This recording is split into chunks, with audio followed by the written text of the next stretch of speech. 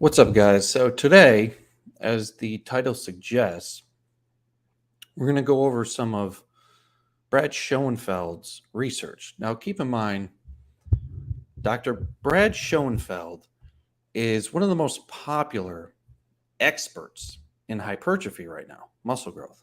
A lot of his research is cited very frequently, and he's a high proponent of high volume, multiple set training.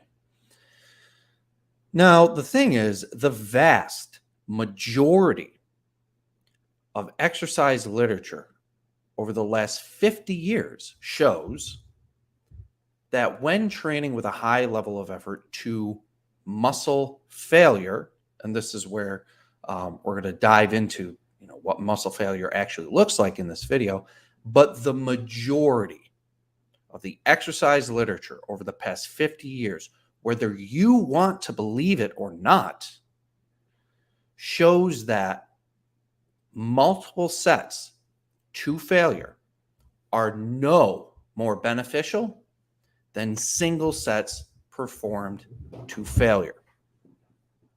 Now, a lot of people have a hard time believing this, and the reason is very simple. When I think of a set to failure, there's a very specific thing that I have in mind, which I'm going to show you. When 99% of the population thinks of a set to failure, they have a specific thing in their mind, which is vastly different from what I have in mind. Most people, when they perform a set of exercise, is with fast repetition cadence, loading and unloading the muscle between the repetitions, low intensity of effort, short set duration, and when they think they're reaching failure, they're not even coming close to muscle failure. Most people, when they're training to failure, are simply giving up when the exercise gets difficult. Now, if you perform a set like this, of course you're going to need multiple sets. Of course you're going to need more frequency, more volume, more exercises. Why? Because you're performing a set wrong. Most people do not know, are completely unaware, or just arrogantly believe that the way they are performing an exercise is correct, but it's not.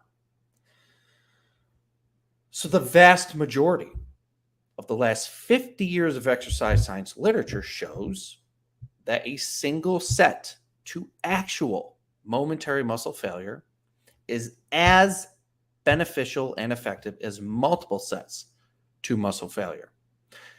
But over the last 50 years, the way they were conducting this research was they were actually taking the subjects to muscle failure. Now, what we'll see here with Dr. Brad Schoenfeld in this video, his version of muscle failure is not even fucking close to what actual muscle failure is. And not even close to the way muscle failure was achieved in the last 50 years of research. So the reason Dr. Brad Schoenfeld believes that multiple sets are more effective than single sets to failure is because he's not reaching failure. It's so simple. And there's proof here. We're going to see Brad Schoenfeld perform a set to failure. And then we're going to see a couple of other exercise scientists, Dr. James Steele and Dr. James Fisher, out in the UK. We're going to see their set to failure. So Dr. James Fisher and Dr. James Steele agree that single sets performed to multiple failure or muscle failure are as effective as multiple sets to failure. James Fisher and Dr. James Steele out in the UK believe that high intensity, low volume, low frequency approaches to training is as effective, and in many cases more effective than high volume, high frequency. And when we see the way they perform a set, it's going to be completely obvious why. because they're fucking doing it properly. And then when we see Dr. Brad Schoenfeld perform a set, who advocates high volume, high frequency, we're going to see how vastly different Brad Schoenfeld's performance is in terms of intensity, effort, and overall stimulus compared to Dr. James Fisher and James Steele. This should finally clear up the confusion between the multiple set, single set thing. You'll see when Dr. Brad Schoenfeld performs a set to failure, it is fast repetition cadence, short set duration. His sets last maybe 10, 15 seconds at most. Low intensity of effort, not to failure. You'll see when Dr. James Fisher and Dr. James Steele perform a set of exercise. Slow, controlled, difficult repetition cadence. Long set duration. You'll see their sets last about 90 seconds, which is 9 times longer than one of Brad's sets.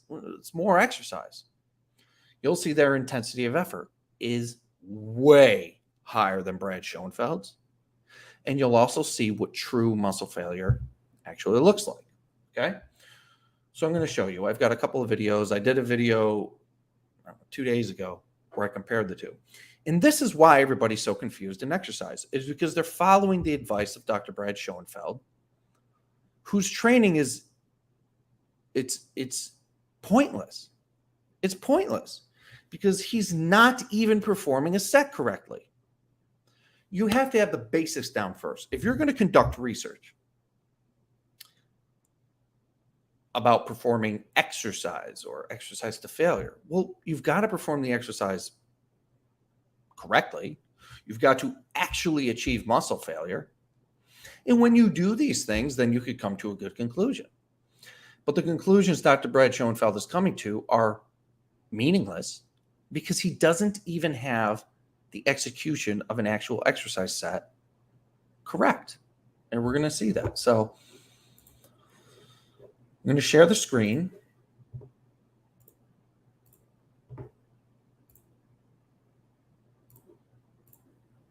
So this they call a scientific pull workout. I don't know what the fuck is scientific about this. It just looks like a basic gym bro, Mountain Dog, rest in peace, basic gym bro, stupid ass workout. Okay, so let's look. We're going to look at, this isn't about Mountain Dog. Mountain Dog actually trained hard. You can tell he's actually putting in effort. This is about Brad Schoenfeld, because this fucking guy is responsible for most of the literature that people are reading and confusing the shit out of people when he's not even performing a set correctly. That wasn't even failure, but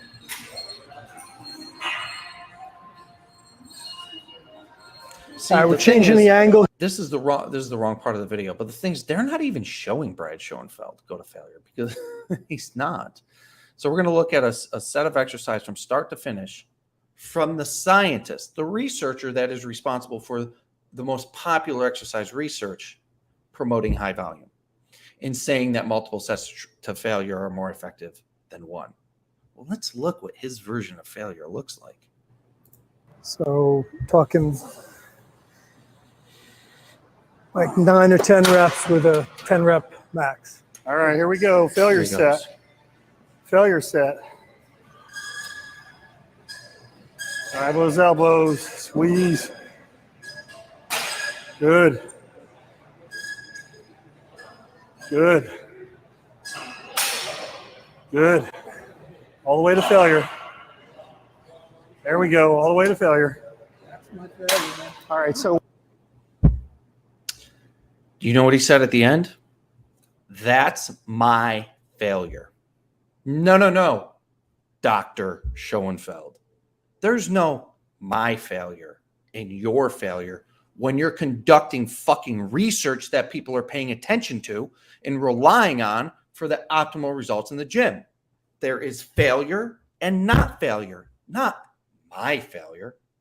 So if your failure is what you are using in your peer-reviewed literature that is confusing the shit out of people.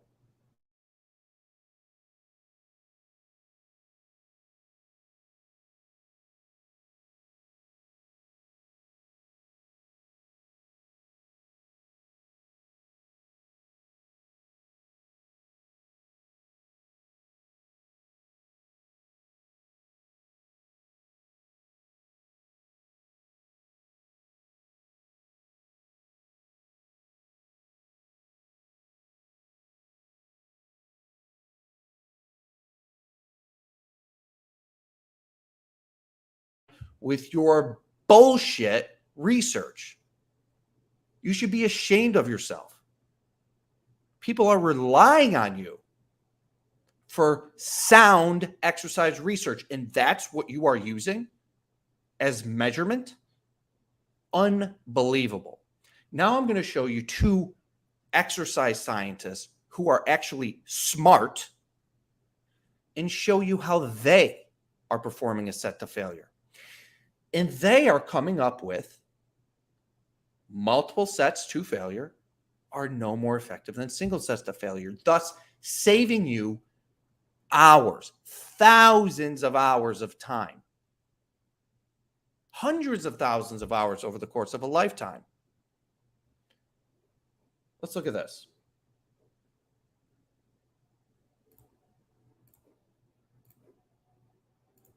Unbelievable.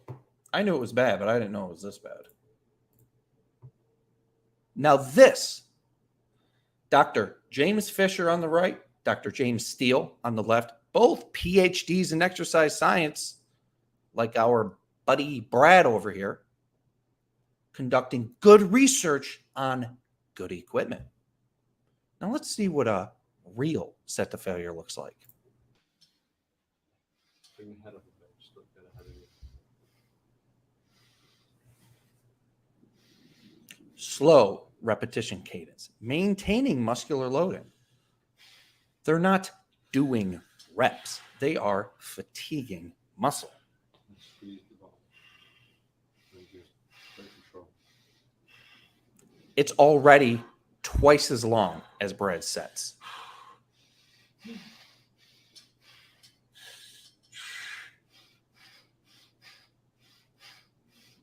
Effort, 10 times more effort than Brad's set. He's not even at failure yet. He's approaching it. Let's go. Fight it down, fight it down, fight it down. We'll help you with the This one rep. is That's it. failure. Squeeze it right down, right down, right down, right down. Pause there. Slowly out. Slowly out. Nice job. Nice job. Do you guys see the difference? If you are performing a set like this, like the way these two actually intelligent exercise scientists are, multiple sets like this, pointless. If you are performing a set like Brad, can we see the other one? How do I switch? I like show this instead. If you are performing a set like Dr. Brad Schoenfeld, like this atrocious fucking nonsense over here, no shit, you're going to need more. Good. Good. He's not Good. pushing himself. All the way to failure. He starts There we go. All the way to failure. He gives up when he starts to feel that the exercise is uncomfortable. That is the literal, actual moment you start to engage and recruit fast twitch, high order motor units, which are the most responsible for muscle hypertrophy. Gives up. And this is what his test subjects are doing. And he is conducting the research. Good. Good. Good. All the way to failure. There we go. All the way to failure. That's not failure, but that's his failure. Now let's look at this again, one more time, and then we're gonna go into. Then I want to show you something else interesting. Let's look at James Steele on a chest press to failure. Shoulders down, core pulled in, back against the back. Look how much more difficult. Full range of motion. Yes, sir. The more difficult the exercise, the more muscle is recruited, the more muscle is stimulated, the better the response.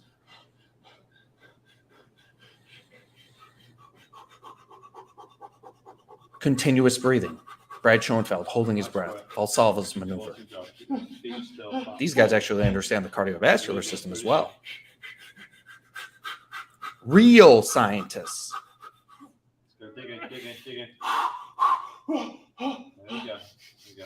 Let's go forward. That's failure. If you are training with this level of intensity, you cannot do multiple sets. Let's go. Did nothing there. Touch, straight up. Let's go. Push. Look, arms are dead. Nice, slow down. Very good. If you want to stimulate muscle growth, that's the amount of agony you need to be in. Normal individuals, yes, you're going to say, oh, well, James Steele is thin and James Fisher is thin. Yeah, because they're not genetic freaks on fucking steroids. Brad Schoenfeld is small too. They're not even small. I mean, they're tall, big guys. You need to remember also, individuals who have a huge propensity for muscle growth are going to be able to stimulate their muscles doing just about anything. Using those kettlebells in the back, those yellow weights, doesn't matter. You, if you're watching this shit, chances are you're an average individual. You're not going to be able to do what a bodybuilder does with very minimal stimulation and stimulate muscle growth. You're going to have to push your body because people with normal genetics, their bodies are relatively reluctant to putting on large amounts of muscle. It's not normal for the human body to carry large amounts of muscle. So if you're going to the gym and you're not seeing gains, the reason is you're not doing this. Okay. Now let's take a look at something else. The instruction. Okay. Let's see how a couple of intelligent exercise scientists instruct a workout. And then we'll compare it to Brad and how he instructs a workout. Okay. Actually, let's compare Brad's first, because it's just bro shit.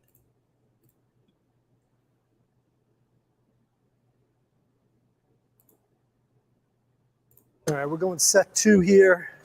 Look at standing on top of him. You notice that James Fisher is standing away, giving him space, letting him perform the exercise until he needs to enter, give cues to help James Steele reach a deep level of muscle fatigue safely. All right? You don't stand on top of the guy. Flat pull downs, we're going to do 3 sets, targeting roughly 8 to 10 reps. The first couple, we're going to stop a little short of failure, probably 1 or 2 reps in reserve. So talking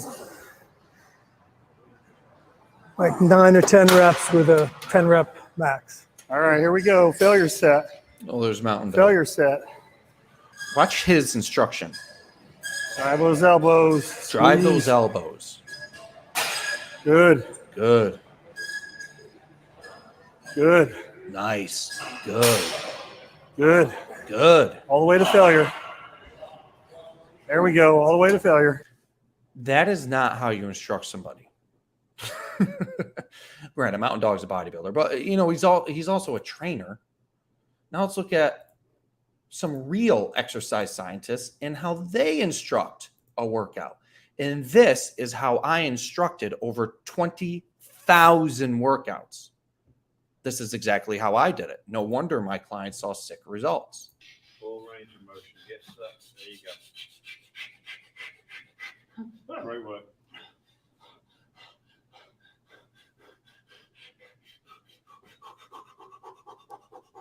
James Fisher only steps in when James Steele needs help.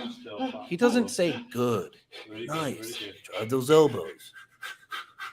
Now he's going to give him a little bit of assistance to complete the positive phase and then help him into a negative. Go for one more. Shoot for one more. Let's go straight again. There you go. There you go. There you go. There you go. Let's go. And again then. Let's go. This is how you train somebody. Did nothing there. This is what you pay for. Let's go. Push, push, push, push, push.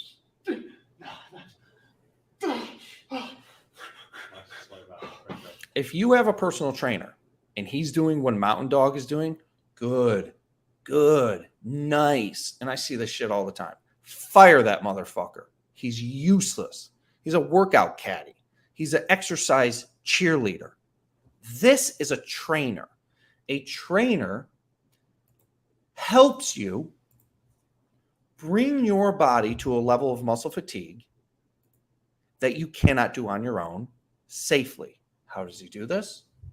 By stepping in to correct your exercise when necessary.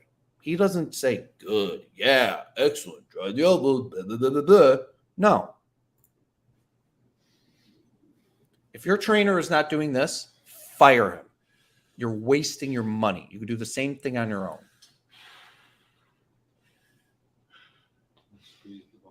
He's stepping back to make sure the elbows are staying in. How do I know? I've done this 20,000 fucking times with this exact piece of equipment. Maintaining body position, head and neck, neutral position, nothing moving. Now, if you were to start to move, James Fisher would step in and correct him. He's not saying anything. He's not saying good, nice. Now he's going to step in to help him dig deeper and inroad deeper. Help on the positive phase, so that way he can get a little more inroad on the negative. Slowly out. Slowly out. That is training. So we see a difference here. Why are these guys showing in their research that a handful of exercises done 2 or 3 times a week with just one set to failure is just as or more effective than several exercises per body part, several sets, several reps, several times a week? Because they're doing it correctly.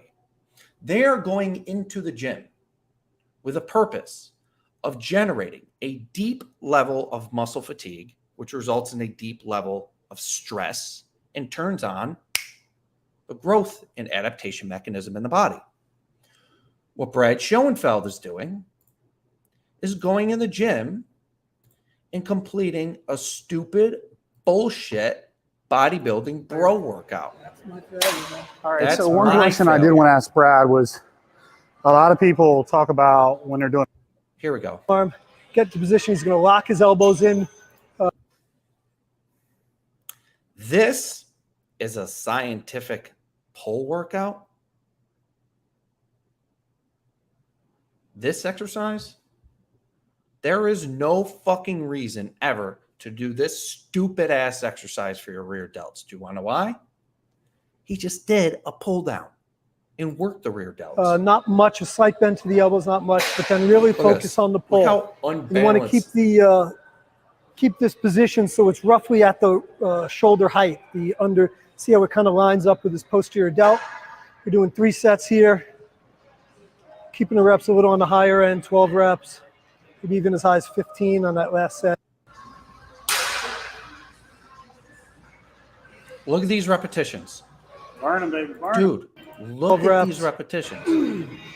He's Mountain Dog. He trains hard. I'm not shitting on Mountain Dog. He's pushing himself. But this, what the fuck is this? Look at this. Bat down. No negative. Look at it. Burn him, baby, burn him. So we're going to do some. Horrible. Unbelievable. So when you hear multiple sets are more effective than single sets, he's already done 2 pulling movements before the rear delt. Keep in mind, guys, the purpose of the rear delt is shoulder extension. It assists in scapular retraction, humeral abduction.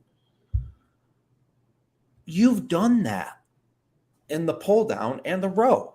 You've addressed the rear delt. You do not need an additional rear delt exercise if you're actually doing it hard. So the guy who's responsible for confusing the shit out of the entire fitness community, saying that more volume is better, performs a set like this. No shit, he's finding that more volume is better because his sets are unproductive. They're shitty. It's like going to wash your hair and you put some shampoo in, you go, da, da, da, da, da, and then you just rinse it out. You're not going to get it very clean. You're going to have to do it multiple times, 3-4 times to get your hair clean. That's what they're doing. What James Fisher and James Steele are doing is properly washing their fucking hair one time. This is what James Fisher and James Steele are doing. Adequate amount of shampoo, spending some time actually washing it. And when you do it that way, you only have to do it once. But if you do what Brad Schoenfeld does, put a dab of shampoo, go and rinse it out, you're going to have to do it multiple times in order to get it clean. Why wouldn't you do it this way? You save yourself time. You get a better stimulus. You save your joints. Insane. So Dr. James Steele, Dr. James Fisher, both exercise PhDs. Check out the research. I share the research a lot. They know what they're doing. And this is how the vast majority of exercise literature over the past 50 years was conducted. Brad Schoenfeld is conducting his research like a gym bro and confusing the shit out of all of you. Now, why does he do this? Well, as Drew Bay explained, here's my theory on why Brad Schoenfeld does this. I think Brad Schoenfeld is a wimp. I think he's afraid to push his body hard. I think he doesn't like pushing his body hard and doesn't like training to failure. Therefore, he conducts research to justify why he doesn't push hard, because you can tell he can't do it. He can't do it. This is intellectual dishonesty. I think over Brad Schoenfeld's career, he found that he cannot train hard. And then he became an exercise scientist. And he's like, in his mind, man, if I can find a way to show that more volume with less intensity of effort is more beneficial, then I can justify why I've been training like a pussy my whole life. I think that's what happened. Or it could be to uphold NSCA guidelines, which have been upheld for the past however many years. There's a couple of reasons, but that's bullshit. That is bullshit. Why do I train once every 5 days? Why does Jay Vincent train only once every 5 days? Well, let me show you how fucking hard I train. Duh. Let me see. Go on Elliot's website here and let's get this playlist. Hit.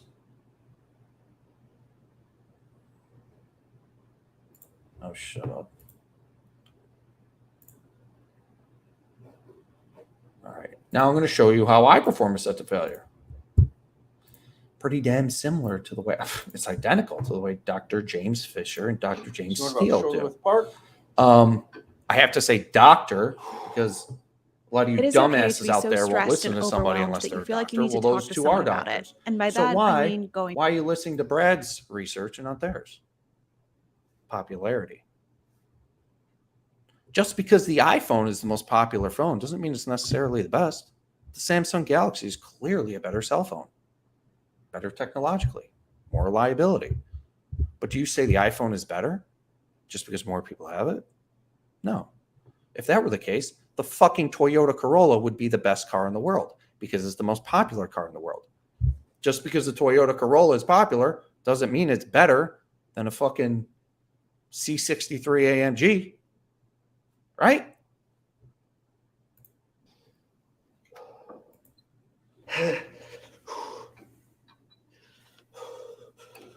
Why does Jay Vincent train once every 5 days? When you're training like this, you couldn't possibly do anymore.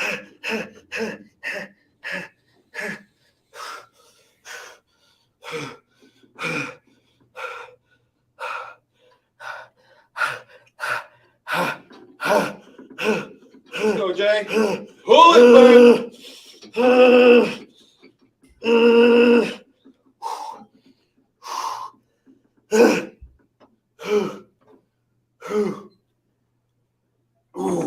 Look familiar to what Dr. James Steele and Dr. James Fisher were doing? Of course it does, because it's the exact same thing. I got my training principles from good exercise scientists. Dr. James Fisher and Dr. James Steele were responsible for what's more important for building muscle, density?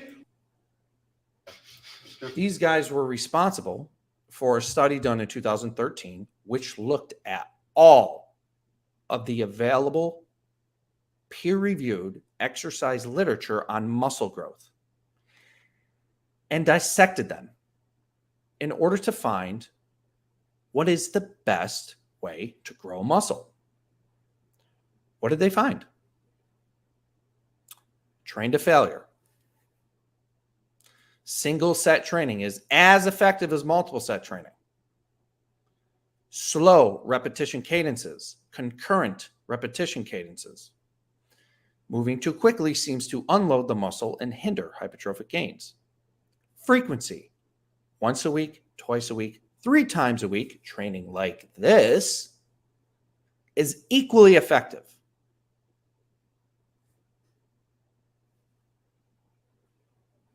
Repetition range, 8 reps, 10 reps, 12 reps, all the same if taking the muscle failure. So this is where I get my principles from. I didn't pull them out of my ass. Got them from the scientists. And then guess what I did using these principles? I supervised over 20,000 personal training sessions. Over 20,000. I'll show you. And if you guys have questions, you can go in and ask them. I'll get to them after. But I really just want to rip this shit apart.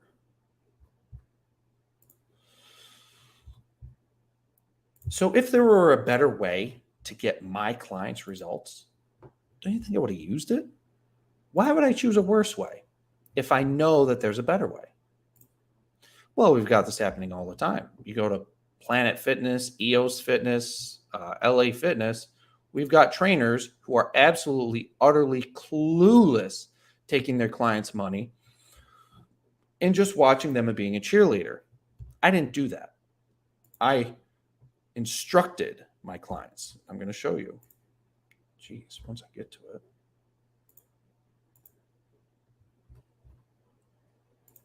These are old videos. My videos of training clients are so old because keep in mind, that's what I was doing this whole time. I wasn't on YouTube. Why? Because I was in my studio training people.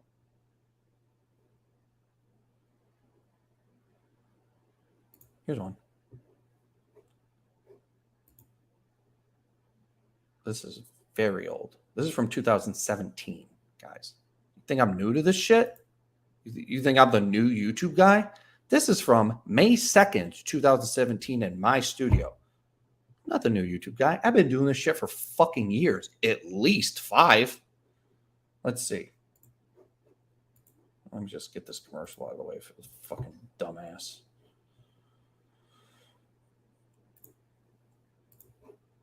Let's see. Share. Boom.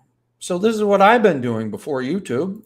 What do you guys think? I just came up with some bullshit and just started recording videos? No, I was in my studio training people on the exact same equipment you saw with James Fisher and James Steele.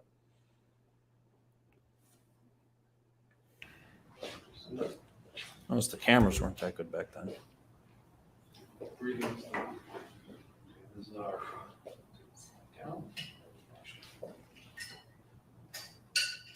Okay. Good. Yep. It's going over it. Yeah, video quality sucks. There. I've done this. over 20,000 times. Ease out of it here. Forward. So when you dumb motherfuckers think I'm just some fitness influencer that came out of the woodwork, look how fucking young I look there. That's how long I've been doing this shit. All right? I've been training people. I've been doing this. And forward here. Notice the instruction. Kind of similar to James Fisher and James Steele, wouldn't you say? We're doing the same thing. Slow, steady, controlled, stopwatch. I'm timing the time under load. I'm not counting reps. I don't give a shit how many reps he does. There, control that.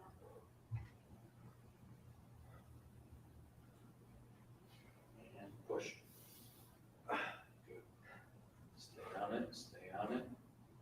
There, now control it down. 4, 3, 2, ease it forward. Drive it, drive it, drive it, drive it, drive it. Stop there, control it down for 5, 4, 3. And this is how you instruct, by the way. Ease out of it. Now drive, drive, drive, drive, drive. Good. Control down. One more. Ease out of it. Push hard as you can, hard as you can. There. Good. One more. He's not even at failure yet. Forward and push, push, push. Continue to push for 5 seconds. 5, 4, hard as you can. 3, 2, lower slowly, very slowly. 6 seconds. 5, 4, 3, 2, ease it down, relax. Excellent. Rush. Look similar? So that's that. I'm going to go and take some questions.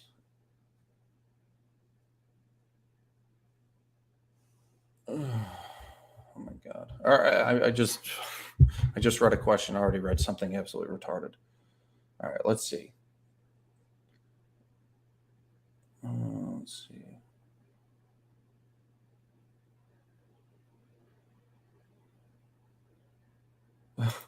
That's failure. Doctor might have missed his meds. Yeah, dude.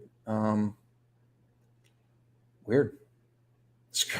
The screen went to failure. It's funny. Right. Brad Schoenfeld's so low effort, lazy. It was a lazy set. No wonder he needs high volume. So why do two scientists have different definitions of failure? Exactly. That's the problem. Failure is volume, failure. All these things are being, people have different definitions of them. But what's the right one? There are good cases for, I mean, the definitions I give these two terms make the most logical sense. Volume, sets and reps. Well, a set and a rep can be performed completely differently between two individuals. I can have one individual do a set of 5 like this. 1, 2, 3, 4, 5. I can have another individual do a set like this. 1, 2. That's the same volume? That's the same amount of effectiveness? Fuck no. Volume is effort over time. It's not sets and reps. If you're an individual with no effort doing fast reps like this versus another individual doing difficult, slow reps to failure, completely fucking different things. So volume is not sets and reps, clearly. Failure. What is failure? When you can no longer perform the concentric phase of the exercise in the prescribed form. Brad Schoenfeld didn't get to that point. He gave up. Brad looked like he was goofing around compared to these guys. Yeah, no shit. So whose research do you want to follow? You want to follow Brad's research? Look at what he was doing.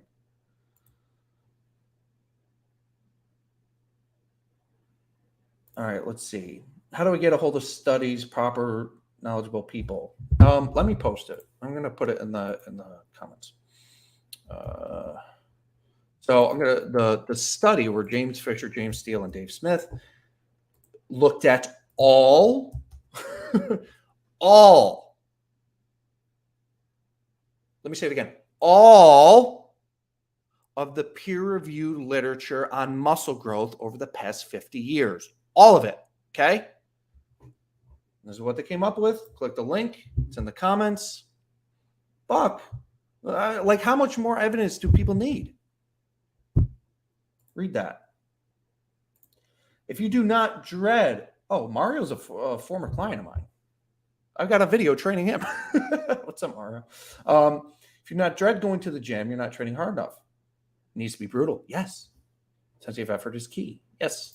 I have a video training Mario. Hold on, let me see. It's here somewhere. Maybe not. Damn, where is it? Oh, wait, maybe it's alive. It's in there somewhere, but Mario's a former client of mine. Jacked. I've got videos training him as well.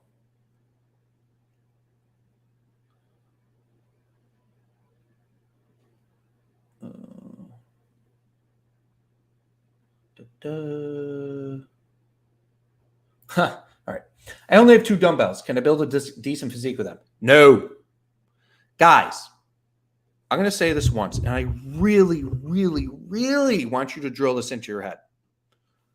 You cannot get optimal results with suboptimal effort. That doesn't even make any sense.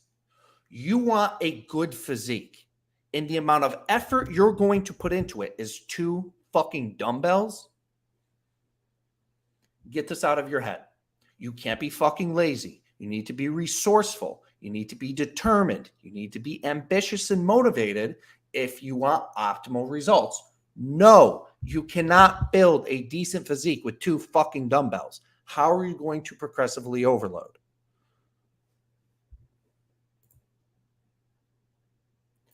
Reps in reserve is just leaving gains on the table. It's true. Reps in reserve is quitting because you're a bitch.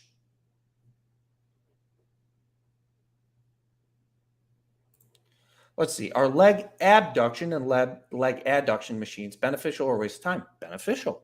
Of course they are. You will be working your adductors and abductors on a leg press or a squat, but if you have access to the machines, why not use them? Rotate them into A, B, C, and D workouts. I can help you with that. Click the link in the description. Join my 12-week coaching. I'll show you how to create a workout program like that. Yeah, those are definitely beneficial. Is banded deadlift useless? No, but it's meaningless. It's pointless.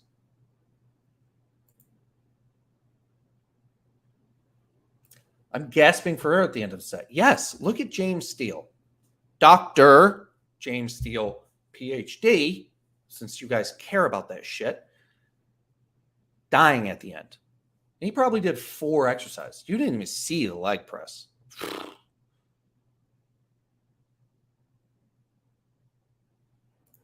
All right, we need dips demonstration and Golden Era HIIT home workout program. I don't have dips in there? Shit, my bad. I thought I did. Okay, yeah. Want to see the cadence of what you do squats like. Let me see if I have a video. Guys, I really don't record many leg things because they just don't do well on YouTube, so it's kind of a waste of time. When I train legs, I get in and I get out 15 fucking minutes. I don't want to, and if it's not going to do well on YouTube, it's kind of pointless.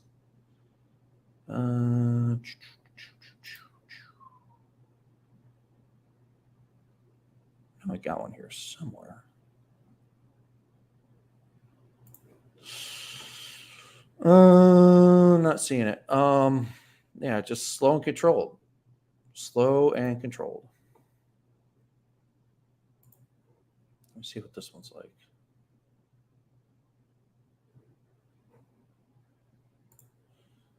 I mean, squats are squats. Do it, fuck. Let's see. So is there any difference between going heavier weight on hit that goes 4 reps and medium weight that goes to 8 reps? No. Nope. Toyotas are pretty cool. I feel like the kind of thing. All right, let's see. Convinced with all these points. You nailed it. Thank you.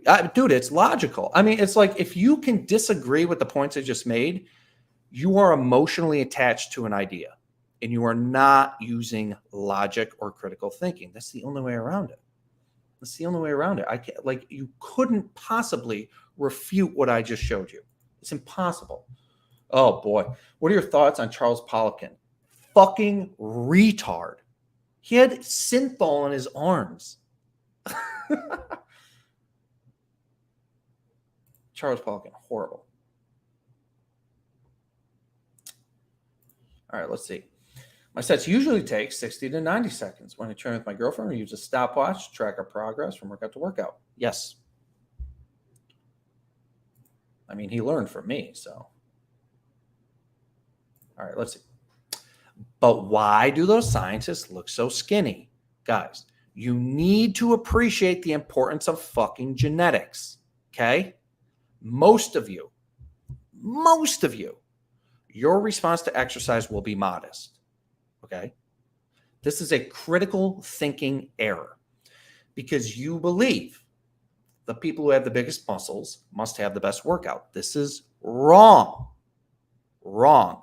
Because genetics and steroids play a huge role on why the biggest people have very muscular physiques. You need to understand that.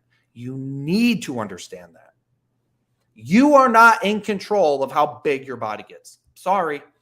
It's up to your genetics.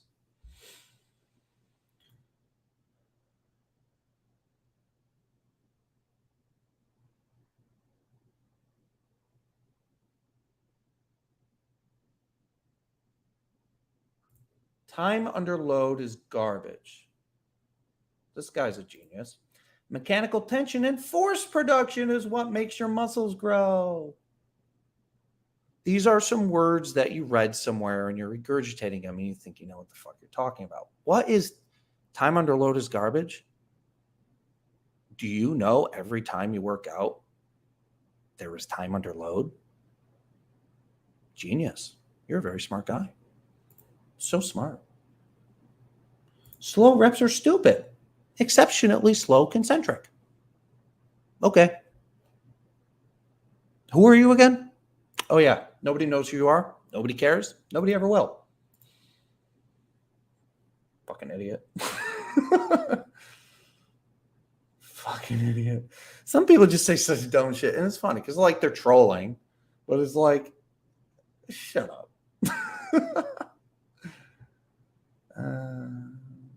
Let's see. Ted Naiman does it with just body weight. Yes, he does. Ted Naiman has posted a couple of my stuff. Are rest pause sets useful even though there isn't continuous tension? Of course they're useful, but are they the most efficient? No. Oops.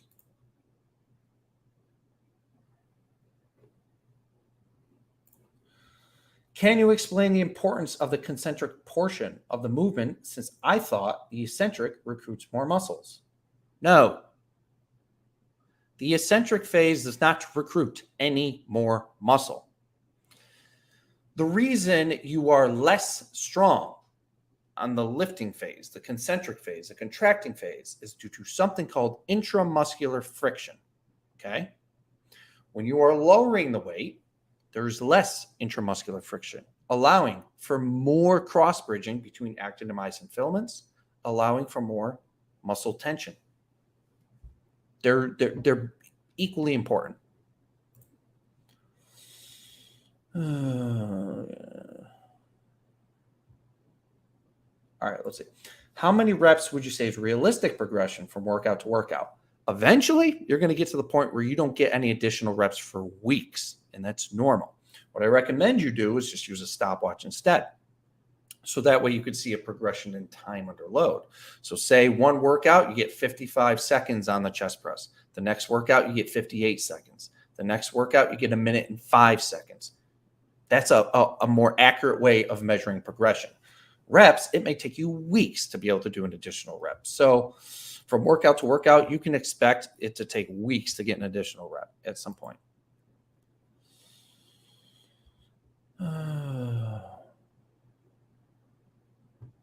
Is soreness bad for days, says Brett Contreras? Yeah, dude. If you're getting sore for several days, well, here's the thing. If you just start training and you're new to training, you're going to get sore for a few days. It's just how it is. It's got a lot to do with there's been some research, according to Drew, there's been some research that shows that the pain receptors in your muscles adapt to training. Meaning that's part of the reason you don't feel sore anymore. Your pain receptors become less sensitive as an adaptation to training. So if you're continuing to get sore, could be the exercise choice, very likely overtraining, too much volume.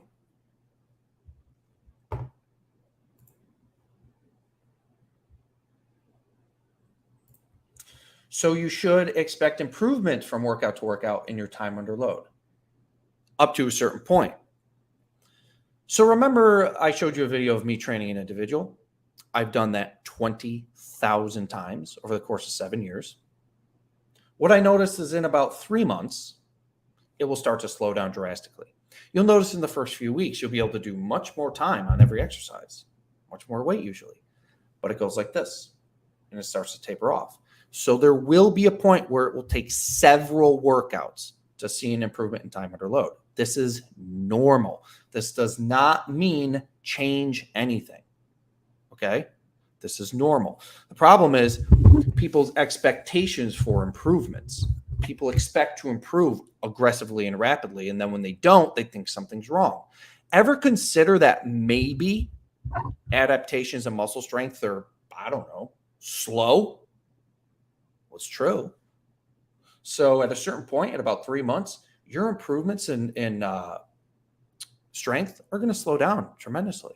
And this is when people change things up, blah, blah, blah, like fucking idiots, because they believe the response should be fast. It's not.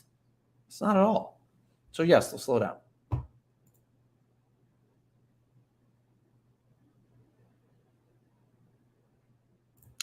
right. Have you ever seen a client lose strength on a movement suddenly? Yeah. So a lot of times, for one reason or another, a client will come in, they won't be as strong that day. There's a million reasons why this could be. Bad sleep, emotional, psychological stress, low muscle glycogen, 100 different things. You're not going to come in and kill it every time. So yeah, sometimes a client will come in and just not have it for the leg press. Sometimes, as time goes on, your ability to fatigue your muscles deeply improves.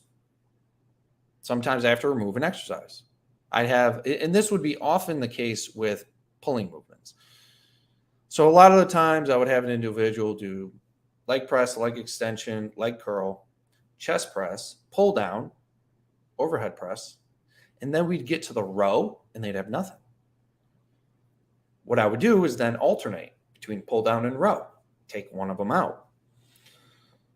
So when someone starts to not be able to handle that volume, take an exercise out. And it seems the pulling movements are a little more demanding than the pushing movements. So that's usually the one that I would pull out. So guys, keep in mind, I also have the the home HIIT workout still for sale, link in the description.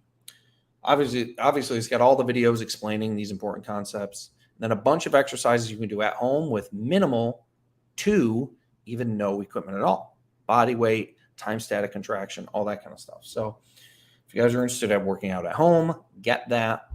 It's very effective.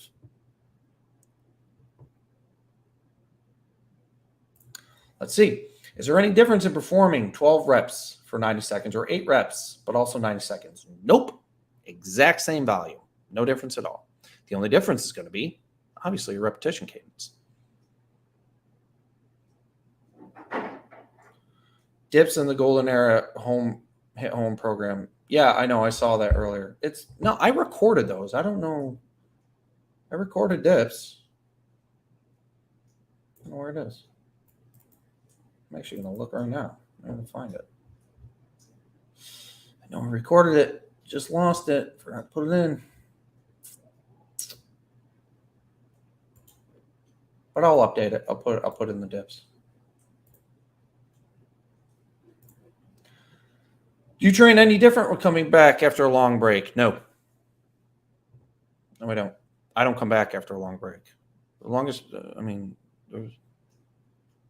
unless you have an injury, why would you need a long break? And if you're doing this properly, you're never going to get hurt. I've never had a long break from training. So I did it properly. Do you do pull-ups? Not really. I prefer a pull down.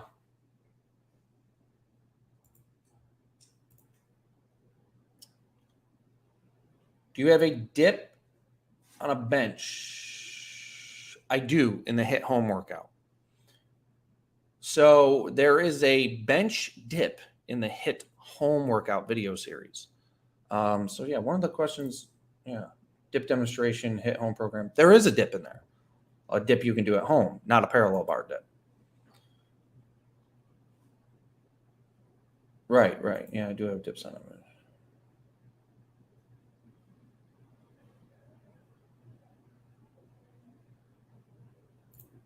Leg raises to the bar, is that a good exercise? I don't know what that is. I don't know what you're talking about. Let's see. How do you keep track of your time under tension when working out alone? Or a stopwatch. Hang it from your neck. This is what I do. Hang a stopwatch. Click it. Count 1, 2, 3, then begin. Go to failure. Set it down. Count 1, 2, 3, click. And then deduct 6 seconds from the entire time that you recorded. That's how you do it.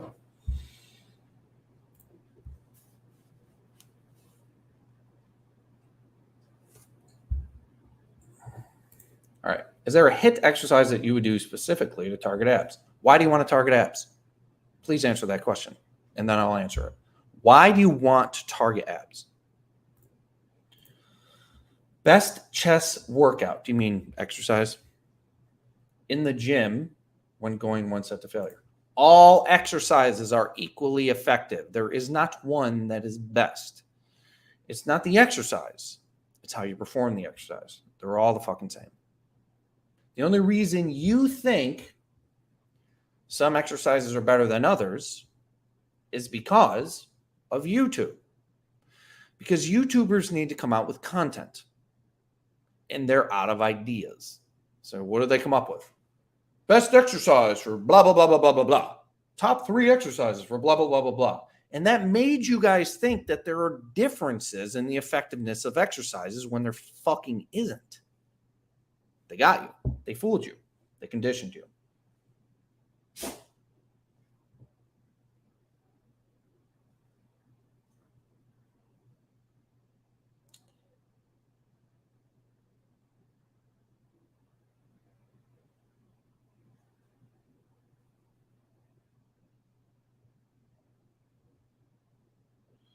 Is it normal when the muscle starts shaking when approaching failure? Yes.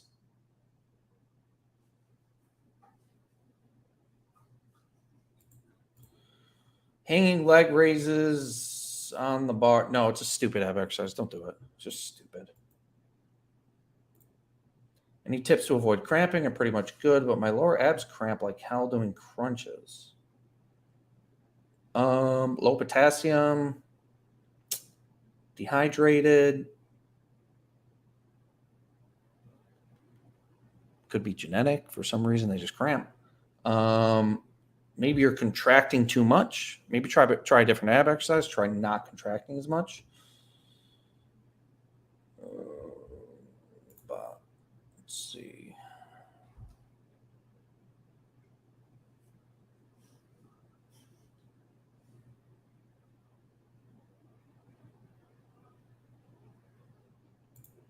Let's see. You posted research a few weeks ago about fast, slow concentrics and eccentrics. The 10-second concentrics destroyed the 4/4 cadence when it came to strength gains. What are your thoughts? I don't really even remember that. Keep in mind, with something like this, I don't remember the research, but how are you measuring strength? What is strength? Strength is the amount of muscle force a muscle can produce. It's not how much you can bench press because there's skill involved with the bench press. It's not how much you can squat because there's skill involved with the squat. So if you are measuring strength properly, which is a muscle's ability to produce force, you want to measure it with isometric force measuring tools. So you can measure how much force it can produce. So if a study is not using isometric methods of measuring force production, comparing increases in strength, the whole fucking study is literally pointless because any other way that you're using to measure strength is going to involve skill. And an increase in skill or an improvement in skill is going to increase your ability to move weight, which is not necessarily strength. It's skill. Okay? So if you ever see a study and they are measuring strength increases by using something like a bench press or a squat or a curl, it's fucking bullshit because it involves a high amount of skill. The end. All right, one more. I'm done yelling at you guys, I think.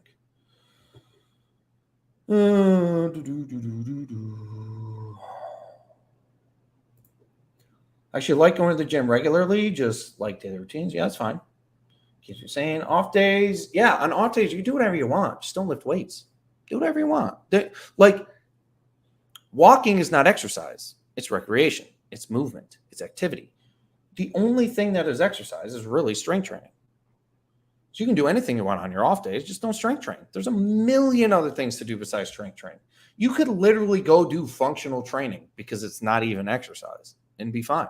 Probably hurt yourself, but is muscle protein synthesis prolonged when coming back after a break? Dude, why are you even thinking about this? You don't even know addition. You don't even know what 1 + 1 is yet. And you're worrying about protein synthesis? This is the problem with the fitness industry. You guys are worrying about this complicated fucking shit, and you don't even know the basics yet. You don't even know how to train to failure yet. And you're worrying about how fucking long protein synthesis goes? Stop.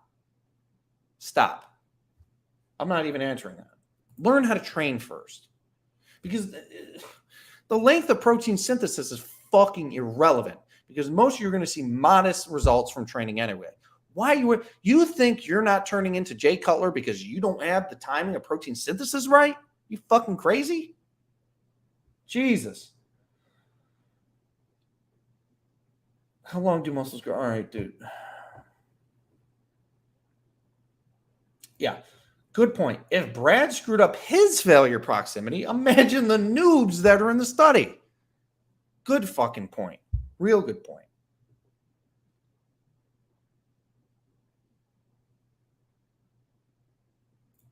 Should you keep contracting even after the weight stops until the weight falls back down? I would. If I was training you, you probably wouldn't need to, but if you're on your own, yes, I would get to the point of failure and wait until the weight starts to beat you and then slowly lower. Don't let the weight beat you and then pop it down. Bad idea.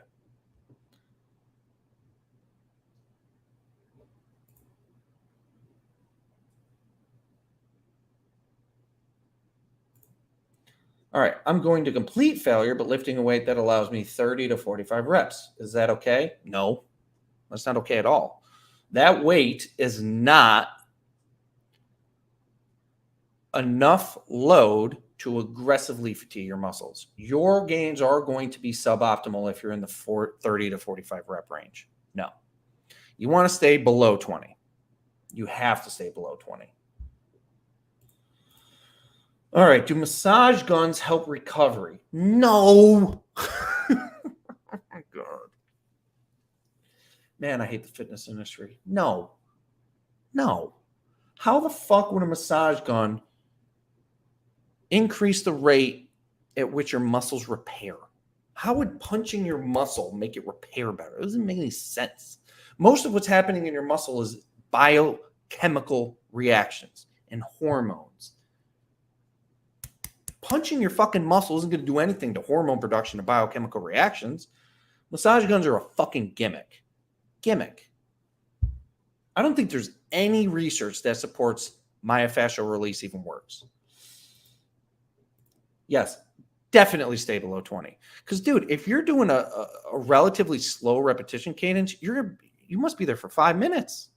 30 to 45 reps. It's nuts. Can you do anything to improve recovery? No. Bullshit, bullshit, bullshit, bullshit. You cannot speed up recovery. You have optimal recovery, and then you have anything below is suboptimal recovery. You can't get super optimal recovery besides steroids. Foam rolling, bullshit. Sauna, real fucking bullshit. Ice baths, beyond fucking bullshit. All you can do to optimize recovery is sleep well, drink a lot of water, eat well. That's it. You guys, and here's the thing about the fitness industry. People are so obsessed with trying to push the process along. People are so obsessed with trying to have control over the process of muscle growth. It's not under your control. Your job is to turn on the button and wait. This is what exercise is. And wait. Clicking the button a million different times isn't going to speed up the process. Right? So here we go. I right click. What happened? Came up. Right clicked again. What happened? Came up. Came up. Came up.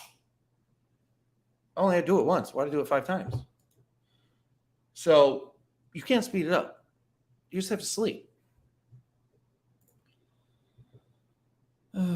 Old Brazilian wax boost recovery. Shit.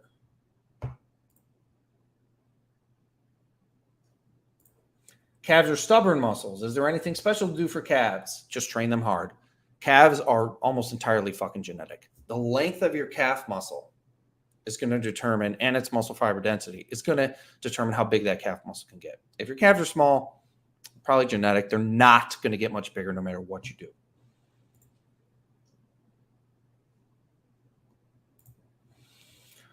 All right, let's see. Minimalist. Does this sound like an optimal training routine? Dips, chin-ups, push-ups, and deadlifts. It's not optimal for optimal muscle growth, but it'll get you good results. You cannot get optimal with minimal. No way. It'll work, sure. You want to gain 20 pounds of lean muscle in the next 12 months? You won't with that. Not with that. Nope. Nope. Not with that.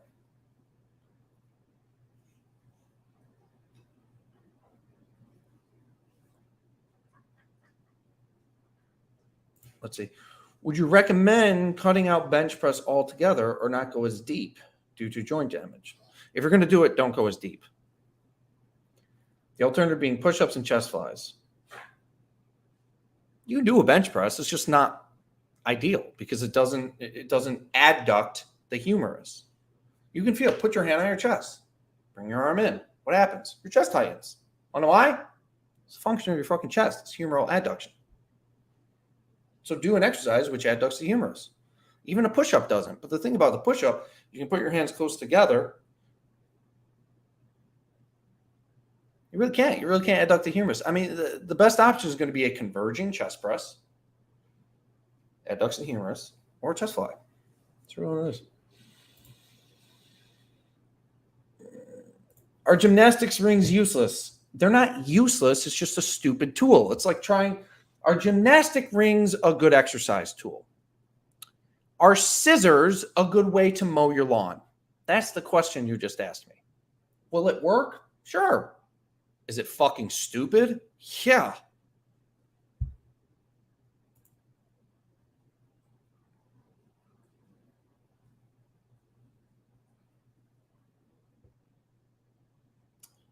Let's see.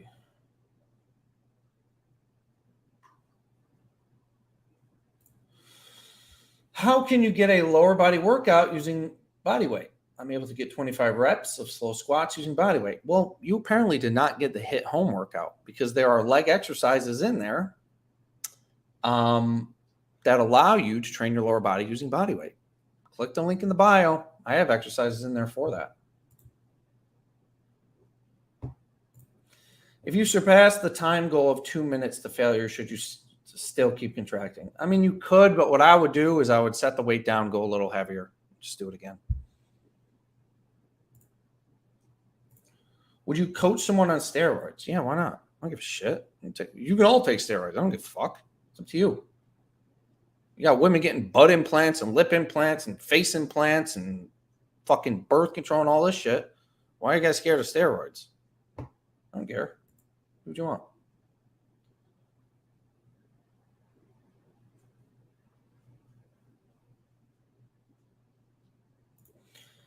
So, how many exercises are needed to provide enough systemic stress to stimulate optimal muscle growth? Depends on the individual. There is no one answer to that question. Depends completely on the individual. A professional bodybuilder, I mean, people who can grow muscle easily, they can literally do fucking push-ups and look like Mike Tyson. Like, look at Mike Tyson. He didn't lift weights. Some people more, some people less. Depends. This is something we find out in my coaching. We go over everything. We see what works for you. We make adjustments.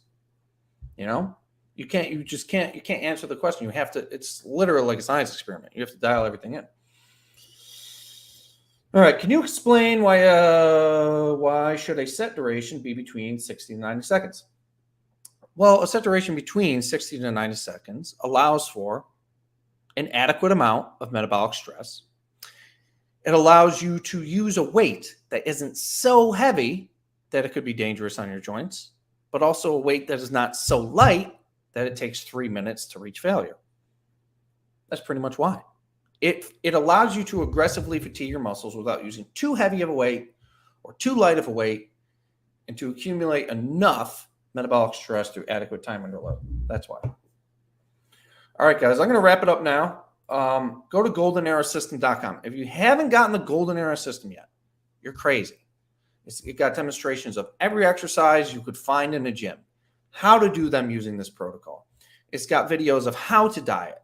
It's got videos of how muscle fiber works. It's got videos of how growth works.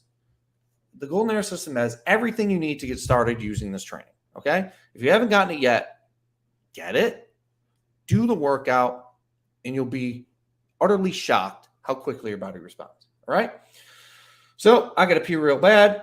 Hit the like, subscribe, bell notification icon. If you could share this video, that'd be awesome, so people can get the actual facts of exercise and stop following this bullshit.